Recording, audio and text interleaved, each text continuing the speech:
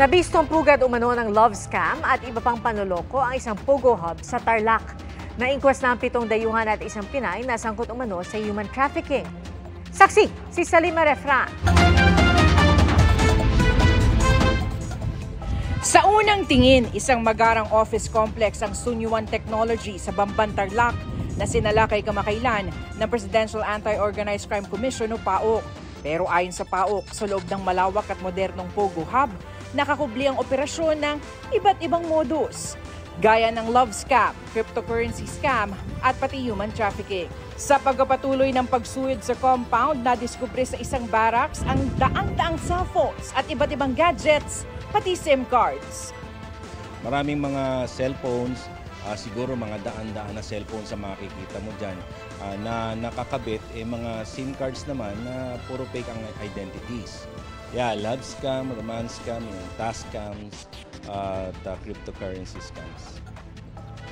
Nadiskubre rin ng studio na may mga equipment pati mga wig na ginagamit umano sa love scam.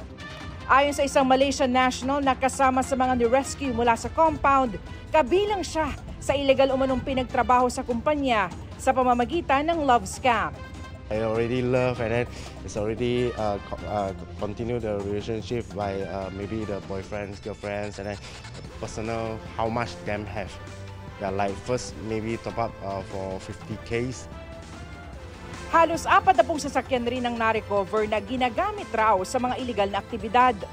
Pinagpapalit-palit nila yung plaka. So obviously may mga ginagawang kalokohan ito, so lalo namin lalaliman yung investigasyon. Samantala, i-inquest na ang 5 Chinese, 2 Vietnamese at 1 Pinay para sa serious illegal detention at human trafficking. Matapos iturong nasa likod ng pananakit at pagkulong sa 2 Pogo worker na naging mitsa raw para isagawa ang raid. Laban sa Pilipinang ito. Itinuro siya bilang isa sa mga recruiter ng guise of recruiting them for legitimate work. Pagpunta rito, pinapersa pala yung mga taong ito na maging scammers. Samantala, subject ng follow-up operation sa mga Vietnamese na nagpaparescue rin sa nasabing Pogo Hub. Meron pa kasi kaming hinahanap ng mga foreign nationals na supposed to be re-rescue namin on the first day. Kaya lang, hindi namin nakita. Malamang ito tinakas ito. Dahil alam nila ito nga yung magbabaon sa kanila. Kapuna-puna namang may nakapaskil sa admin building na pahayag mula sa management noong Pebrero na pinabubulaanan ang isa umanong insidente ng torture sa kumpanya. Napag-alaman namang lahat ng mga empleyado sa Pogo ay walang OGEL o Offshore Gaming Employee License. Lahat po sila illegal na nagtatrabaho sa Pogong ito. Samantala, nagsimula ng magpauwi ng ilang mga Pilipinong napag-alamang hindi sangkot sa umano'y scam hub.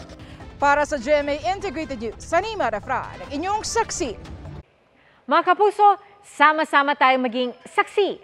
Mag-subscribe sa GMA Integrated News sa YouTube at para sa mga kapuso abroad, samahan niyo kami sa GMA Pinoy TV at sa www.gmanews.tv.